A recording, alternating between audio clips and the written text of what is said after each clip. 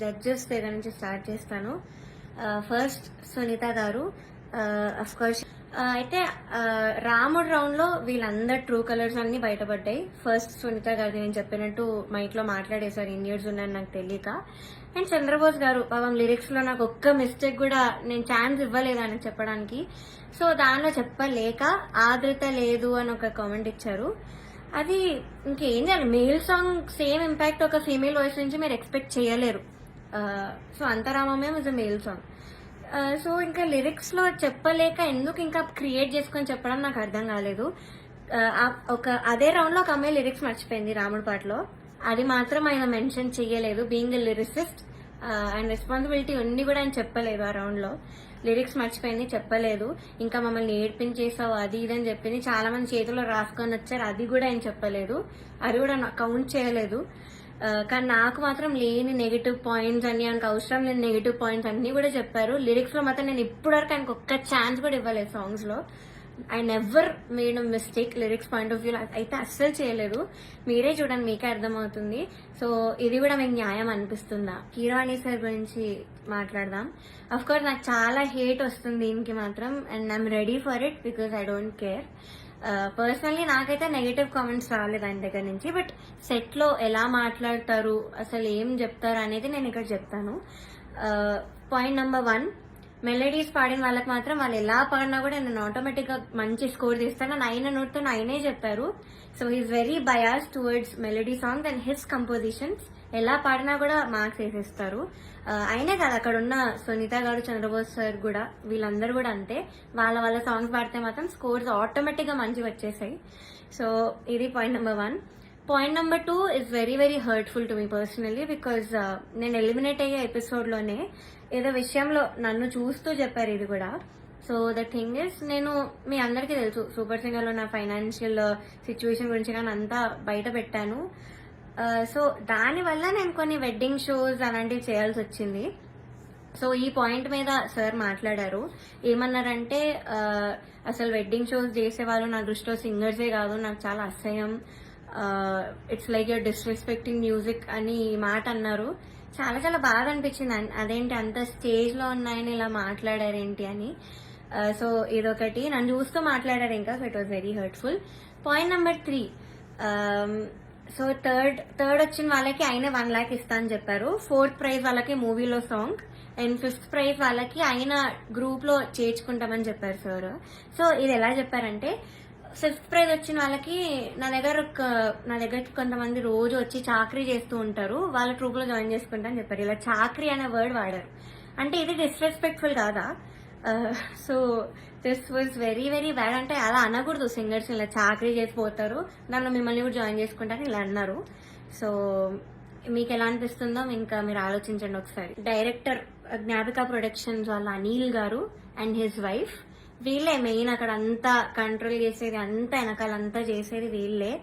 So first point వచ్చేసి song selection. First నేను మీకు చెప్పినట్టు జడ్జెస్ అక్కడ బయాస్డ్. సో కిరాణి సార్ ఏమో మెలడీస్ వాడితే వేసేయడం, ఆయన కంపోజిషన్స్ వాడితే వేసేయడం, చంద్రబోస్ సార్ కూడా అంతే, సునీత గారు కూడా అంతే సేమ్. సో ఇలా తెలిసేసరికి ఒక కంటెస్టెంట్ కి మాత్రం ఓన్లీ వాళ్ళ సాంగ్ దే ఇచ్చారు, మోస్ట్లీ వాళ్ళ సాంగ్ దే ఇచ్చారు ప్రతి రౌండ్ లో. ఇంకో కంటెస్టెంట్ కి ఏమో నీకేం వచ్చో చెప్పు, ఆ సాంగ్ ఇచ్చేస్తామని చెప్పి ఇలా ఇచ్చారు ఒక కంటెస్టెంట్ కి. సెకండ్ పాయింట్, ఆ కంటెస్టెంట్ ఒక రోజు రాలేదు అనేసరికి అంతా షఫుల్ చేసేసి ఎపిసోడ్స్ అని ఏదేదో చేశారు. అండ్ అలాంటప్పుడు ఇంకెందుకు ఆడిషన్స్ పెట్టి అందరినీ తీసుకొని, ఎందుకు అసలు పార్టీ అంతమందిని తీసుకొని ఒక్క అమ్మాయితో చేయొచ్చు కదా సిల్వర్ జూబ్లీ సిరీస్ అని. సో అదొకటి. థర్డ్ పాయింట్ వచ్చేసి, ఫ్యూచర్ లో ఒక ఎలిమినేషన్ జరుగుతుంది నాకంటే ముందు, అని మీరు చూస్తారు ముందు ఎపిసోడ్స్ లో. అయితే ఇది చాలా కామెడీగా అంటుంది మీకు, మీరు నమ్మలేరు కూడా. ఇద్దరిని తీశారు, ఒక అమ్మాయిని ఒక అబ్బాయిని. అయితే కరెక్ట్ షూట్ ఇంకో 2 days లో ఉందనగా వాళ్ళకి సాంగ్స్ మార్చేశారు, ఆ ఇద్దరికే సాంగ్స్ మార్చారు with a very funny reason. Keeravani sir కి రాగం నచ్చదు అని, శివరంజని అనే రాగం నచ్చదు అని వీళ్ళిద్దరిని తీస్తారు. కామెడీ ఏంటంటే అదే రాగంతో ముందు స్కెడ్యూల్ ఒక అబ్బాయి పాడాడు, అబ్బాయికి బాగానే మార్క్స్ వచ్చాయి. అదే స్కెడ్యూల్ లో ఇంకొక అబ్బాయి కూడా పాడాడు, అబ్బాయి కూడా బాగానే మెచ్చుకున్నారు, మంచి కామెంట్స్ వచ్చి అన్ని వచ్చాయి. బట్ వీళ్ళిద్దరికి మాత్రమే సాంగ్స్ మార్చేశారు. అయినా కూడా దీస్ 2 పాపం ఆ టైంకి నేర్చుకొని I think they did very well మార్చినా కూడా. కానీ వాళ్ళనే ఎలిమినేట్ చేశారు యాజ్ ఎక్స్పెక్ట్. నేను అప్పుడు అనుకున్నా యాక్చువల్లీ సాంగ్ ఇలా మార్చేసి అంత ఏదేదో చేస్తున్నారో నేను అప్పుడు అనుకున్నా వీళ్ళిద్దరిని తీసే ఛాన్స్ ఉంది అని. అండ్ ద థింగ్ ఇస్ కిరాణి సరికి రాగం నచ్చకపోతే మరి ఎందుకు చేశారో తెలీదు. అంతర్యామి అనే పాట అదే రాగంలో చేశారు. బట్ ఏమో ఆ ఫన్నీ రీజన్స్ అయితే వీళ్ళిద్దరు సాంగ్ అయితే తీసేశారు కరెక్ట్ ఎలిమినేట్ చేసే ముందు. అండ్ నౌ నేను ఎందుకు అంత మెంటలీ ఎఫెక్ట్ అయ్యాను అని ఇప్పుడు చెప్తాను. ఫస్ట్ థింగ్ నేను చెప్పినట్లు డిస్క్రిమినేషన్ అది, ఇంకా జడ్జెస్ యొక్క డిస్గస్టెడ్ లుక్ తో నన్ను చూడడం, ఎప్పుడు ఒక చీడ పురుగును చూసినట్టు చూడడం. They treated me like I'm worthless. So అలా ట్రీట్ చేశారు, జోక్స్ వేశారు వాళ్ళు కూడా నా బాడీ మీద. ఇవన్నీ నాకు ఆడియన్స్ ద్వారా తెలిసింది, వాళ్ళకి వినిపిస్తుంది కాబట్టి వాళ్ళు పక్కనే ఉంటారు. సో నేనైతే అస్సలు ఎక్స్పెక్ట్ చేయలేదు, ఇలాంటి జడ్జెస్ దగ్గర నుంచి అయితే అస్సలు ఎక్స్పెక్ట్ చేయలేదు. అంటే నేను ఎన్ని షోస్ చేశాను, తమిళ్లో పాడాను, అన్నిట్లో పాడాను, ఎప్పుడు కూడా ఇలాంటి ఎక్స్పీరియన్స్ ఒక జడ్జెస్ నుంచి అయితే నాకు ఎప్పుడూ లేదు. శ్వేతామోహన్ గారు ఇప్పటికి కూడా మాట్లాడతారు, నన్ను ఏంజల్ అంటారు, the sweetest, the most talented అంటారు. అలాంటిది ఇక్కడ వీళ్ళే నన్ను ఇలా ట్రీట్ చేస్తున్నారు, ఇలాంటి మాటలు అంటున్నారు అని చాలా చాలా బాగా అనిపించింది. అండ్ సెకండ్ థింగ్ ప్రొడక్షన్ వాళ్ళు, ఎస్పెషల్లీ అవుట్ఫిట్స్ విషయంలో మమ్మల్ని బొడ్డు కిందకి కట్టుకో, సారీస్ ఇచ్చి కిందకి కట్టుకో, ఇలా ఎక్స్పోజింగ్ చేయన్న వేలో చెప్పారు. చాలాసార్లు తిప్పేవాళ్ళు నన్ను ఎస్పెషల్లీ కరెక్ట్ పాడే ముందు. అంటే ఎగ్జాస్ట్ అయిపోయేదాన్ని ఆ టైంకి, అయినా కూడా ఐ గేవ్ మై బెస్ట్, అది వేరే విషయం. అండ్ ఇలా బాడీ షేమింగ్, ఆ కాస్ట్యూమ్ డిజైన్ అయితే నా ఫేస్ మీద అన్నాడు, ఇలాంటి బాడీకి నేను ఇంకేం ఇవ్వగలను అన్న మాట అన్నాడు. ఏమో ఐ వాజ్ వెరీ వెరీ చాలా చాలా ఎఫెక్ట్ అయినాను మెంటలీ ఈ విషయంతో మాత్రం. సెల్ఫ్ ఎస్టీమ్ కానీ కాన్ఫిడెన్స్ కానీ అంతా లేకుండా పోయింది వీళ్ళనే మాటల వల్ల. అండ్ మీరు ఒకటి గమనించుంటే ఎస్పీబీ సార్ ఉన్నప్పుడు మాత్రం ఇలాంటి కుళ్ళు జోకులు, కామెడీలు, డాన్సులు చేయడం మాత్రం ఎప్పుడూ కూడా లేదు. మీరు ఒక్కసారి అన్ని సీజన్స్ రివైండ్ చేసుకొని చూడండి, నా సీజనే చూడండి 2017లో. కానీ ఎప్పుడైతే జ్ఞాపిక ప్రొడక్షన్ అనేది వచ్చిందో అప్పటి నుంచి ఇవన్నీ స్టార్ట్ అయ్యాయి. So they the main reason ఈ పాటతీగా ఇలా అయిపోవడానికి కారణం వాళ్ళే. మమ్మల్ని ఇలా డాన్స్లు వేయమని, అదేవో కుళ్ళు జోకులు చెప్పమని. మీరు ముందు చూస్తారు, ఇప్పుడు ఎర్రని కురదని గోపాలలో నేను చాలా డాన్స్ చేశాను, నెక్స్ట్ వచ్చే ఎపిసోడ్లో కూడా డాన్స్ చేశాను, because I was forced to dance. So చేశాను. నేను ఇప్పటివరకు అయితే అంత డాన్స్ ఎప్పుడూ చేయలేదు రియాలిటీ షోలో, కానీ చేశాను, మీరే చూస్తారు. అండ్ మాకు ట్రాన్స్పోర్ట్లో ఒక కంటెంట్ మేనేజర్ మాత్రమే వచ్చేవాళ్ళు కార్లో, బికాజ్ మా ఇంటి పక్కన ఆయన కూడా ఉంటారు. సో సేమ్ వెహికల్ అయ్యేది. అండ్ ఆయన ఏం చెప్పేవాళ్ళంటే పర్ఫార్మెన్స్ చాలా ఇంపార్టెంట్, మీరు డల్ అప్పట్లో కాదు, మీరు అలా నించొని పాడితే ఎవరు చూడరు, అది ఇది అని ఆయన అన్నారు. And one more thing is, Janaki అమ్మ రౌండ్ జరిగింది. మీ అందరికీ తెలుసు నాకు జానకి అమ్మకున్న బాండింగ్, నా పోస్ట్ కూడా ఉంటుంది అక్కడ ఇన్స్టాగ్రామ్ లో. సో అన్ని ఫొటోస్ ఉన్నాయి నా దగ్గర, ఆమెతో అంత ఎక్స్పీరియన్స్ ఉంది అమ్మమ్మతో, చాలా స్వీట్ మెమరీస్ ఉన్నాయి. అవన్నీ నేను చెప్దాం అనుకున్నా కూడా నేను చెప్పనివ్వలేదు స్టేజ్ మీద. అండ్ నా ఫొటోస్, అంకుల్ ఇలా ఫొటోస్ వేస్తారా, సో నేను ఎక్స్పీరియన్స్ అంతా చెప్తాను, నాకు అమ్మమ్మ గురించి నేను మంచిగా చెప్దాం అనుకున్నాను అంటే కూడా నన్ను ఒప్పుకోలేదు. వేరే కండిషన్ అందరూ ఫీల్ అవుతారమ్మా అది ఇదని చెప్పి నన్ను ఆపేశారు. బట్ కె రాఘవేంద్రరావు గారి ఎపిసోడ్ అయింది మొన్న స్కెడ్యూల్లో. అండ్ ధృతి is very very close to him, అక్కడ ఉన్న అందరితో క్లోజ్, జడ్జెస్ తో కూడా ఆఫ్ కోర్స్. సో అయిన ఫొటోస్, తన ఫొటోస్ మాత్రం వేశారు అండ్ తనతో చెప్పించారు. నేను చేస్తే మాత్రం వద్దని, తను చేస్తే మాత్రం మంచిగా చూపించారు, అంత హైప్ చేశారు. ఇది మీకు న్యాయం అనిపిస్తుందా మీరే చెప్పండి. నౌ థర్డ్ ఫైనల్ స్కెడ్యూల్, అంటే నేను ఎలిమినేట్ అయిన స్కెడ్యూల్ అయితే 4 రౌండ్స్ ఇచ్చారు, 6 గా డివైడ్ చేశారు.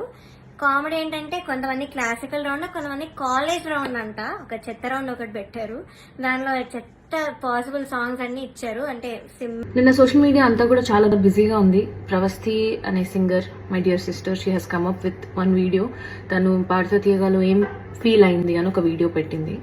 ఫస్ట్ ఆఫ్ ఆల్ మనలో ఎంత మందికి అంత మెచ్యూరిటీ ఉంది to understand that is 1 side of the story. ఏ స్టోరీకైనా 2 sides ఉంటాయి. అండ్ ఆ సెకండ్ సైడ్ అనేది మనం చూడకుండా, అసలు అటు టచ్ కూడా చేయకుండా, ఇష్టం వచ్చినట్టు మనకు తగ్గినట్టు మనం రాసేసుకుని యూట్యూబ్ ఛానల్స్ లో తన వీడియో ఎక్స్ప్రెస్ చేసి ఒక వీడియో పెడితే 100 వీడియోలు అవుట్ ఆఫ్ ప్రపోర్షన్ వెళ్ళి ఇష్టం వచ్చినట్టు రాసుకుని తన ప్రమేయం లేకుండా కూడా చాలా థంబ్నెయిల్స్ అవి ఇవి పెట్టి చేస్తున్నారు. How fair is this? Point number 1. చాలా చాలా ఇయర్స్ ఆఫ్ ఎక్స్పీరియన్స్ కావాలి to understand how industry works, how opportunities work, how things work, how the world works, ఇవన్నీ తెలుసుకోవడానికి చాలా ఎక్స్పీరియన్స్ కావాలి.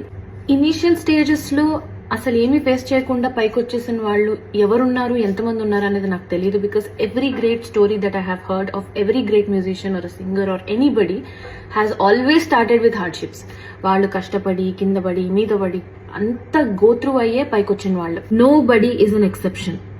అందరూ కష్టపడి పైకి వచ్చిన వాళ్ళే. అందరూ they have gone through so many hardships in the beginning of their stages, including the judges that she has mentioned in the video. వాళ్ళు కూడా పైకి వచ్చిన వాళ్ళే నిల్చున్నారు గట్టిగా అన్నిటి త్రూగా. వాళ్ళ ఎక్స్పీరియన్స్, వాళ్ళ టాలెంట్, వాళ్ళ క్రియేటివిటీ ఇవన్నీ కూడా మనం చూసి ఇన్స్పైర్ అయి పెరిగిన వాళ్ళం. Taking out names like that because you had one experience with them in one show, I don't think it is right. I personally feel it is not right because in a way you are disrespecting the industry that you are working in. So reality show ki vellala vadda anedi it's a personal choice. Inka favoritism విషయానికి వస్తే, నేను నాకెవరైనా call చేసి నాకు ఒక male singer కావాలండి షోకి, మీతో పాటు ఒక యాంకర్ కావాలండి అంటే నేను డెఫినెట్లీ నాకు క్లోజ్ అయ్యి నాకు ఫ్రెండ్స్ ఎవరైనా ఉంటే నేను వాళ్ళని మాత్రమే రిఫర్ చేస్తాను. I will not go for anybody beyond that. మీరే చూసుకోండి అని చెప్తాను. ఎందుకు అంటే as humans we have relevance with those people because మనకు ఒక చిన్న జర్నీ ఉంది అండ్ అందులోంచి ఒక చనువు వస్తుంది. ఈజీగా అవుట్పుట్ చాలా బాగా వస్తుంది when we collaborate with people we know అనే ఒక దీంతో మనం ఫేవరెటిజం చూపిస్తాం తెలియకుండా. That has nothing to do with personal targets. ఒక ఎగ్జాంపుల్ చెప్తాను. 2017-18 ఆ టైంలో నేను కీరవాణి సార్కి ఒక కంపోజింగ్ కోసం వెళ్ళాను. ఫస్ట్ టైం అనమాట వెళ్ళటము. అది ఓవర్వెల్మ్ అయిపోయాను, భయపడ్డానో నాకు తెలియదు, కానీ I have not given my best. I knew I could do better, కానీ నేను నా బెస్ట్ ఇవ్వలేదు. అండ్ సార్కి ఏదైతే అవుట్పుట్ హీ వాజ్ ఎక్స్పెక్టింగ్ ఒక సాంగ్లో, అది నేను ఇవ్వలేకపోయాను. 5-6 years వరకు మళ్ళీ నన్ను పిలవలేదు. నేను కూడా డిసప్పాయింట్ అయ్యాను, చాలా డిసప్పాయింట్ అయ్యాను. ఎందుకు అసలు ఒక 2-3 ఛాన్సెస్ ఇవ్వచ్చు కదా నాకు అని నేను కూడా చాలా డిసప్పాయింట్ అయ్యాను. But I didn't give up. ఈ 5-6 years I have genuinely worked, అంటే సార్ దగ్గర కాదు బయట, genuinely worked, improved my talent, learn so many things, learn about how industry work, ఎలాంటి మైండ్ సెట్ ఉంటుంది మ్యూజిషియన్స్కి, ఇవన్నీ కూడా నేను దగ్గరుండి డే బై డే నేర్చుకుని వచ్చాను. 5-6 years లో కూడా I have created my own opportunities. డబ్బింగ్కి వెళ్ళేదాన్ని, సింగింగ్ చేసేదాన్ని, ట్రాక్స్ పాడేదాన్ని, కోరస్ పాడేదాన్ని, ఆర్జింగ్ చేసుకునేదాన్ని. All the opportunities I have created for myself. 5-6 years తర్వాత without any external influence, I got a call from Kiravani sir saying that he wants to work on a song. నేను వెళ్ళాను. This time I did much better. Sir ఏదైతే output అనుకున్నారో that I could deliver. As simple as that. నాకు అర్థమైంది నా ఎక్స్పీరియన్స్లో ఏంటి అంటే, తెలియకుండా వీ ఓవర్సీ థింగ్స్. అంటే అమ్మో అని ఒక పెద్ద ఇది ఇచ్చేసుకుంటాం థింగ్స్కి, బట్ అక్కడ అంత ఉండదు. Especially at times like this we should calm down and look at the bigger picture here because it is never about people, it is about art, it is about music, it is about output. ఇవి పెద్ద విషయాలు మనకంటే కూడా. So దాన్ని అలా చూసినప్పుడే as artists I think we will enjoy this journey. ఇప్పుడు అనిపించింది 5-6 years తర్వాత నన్ను ఎందుకు పిలిచారు out of the blue moon అంటే, బికాస్ నా సైడ్ నుంచి, నా పర్స్పెక్టివ్ నుంచి ఆలోచిస్తే, because I didn't give up. And also నా వర్క్ ఏదైతే చేశానో అది ప్యూరెస్ట్ ఇంటెన్షన్స్తో చేశాను. I have never expected anything out of anybody's association. Sure, every singer goes through something or the other. And also overall గా మన చుట్టూ సింగర్ పక్కన పెట్టండి, మ్యూజిషియన్ పక్కన పెట్టండి, ఓవరాల్ గా మన చుట్టూ ఇంతమంది ఉన్నారు కదా, ఇంతమందిలో ఎంతమంది హ్యాపీగా ఉన్నారు, ఎంతమంది స్ట్రెస్ గో త్రూ అవుతున్నారు. If the problem lies only in music industry, only in singers, only with reality shows, ఇంతమంది ఎందుకు డిసప్పాయింటెడ్ గా ఉన్నారు చుట్టూ? Because it is happening everywhere. ఈ మెంటల్ హెల్త్ అవేర్నెస్ లేకపోవటం అనే ఒక కాన్సెప్ట్ ఏదైతే ఉందో, it is happening everywhere.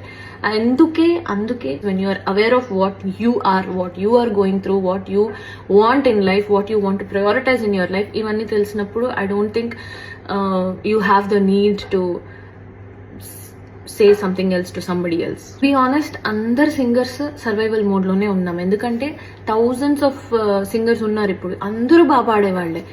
Thousands of singers ఉన్నారు, కానీ సంవత్సరానికి ఒక్కొక్క మ్యూజిక్ డైరెక్టర్ మహా అంటే 9 to 10 మూవీస్ చేస్తారు. ఆ 9 to 10 మూవీస్ లో 1000 మెంబర్స్ ని ఎలా అకామిడేట్ చేస్తారు?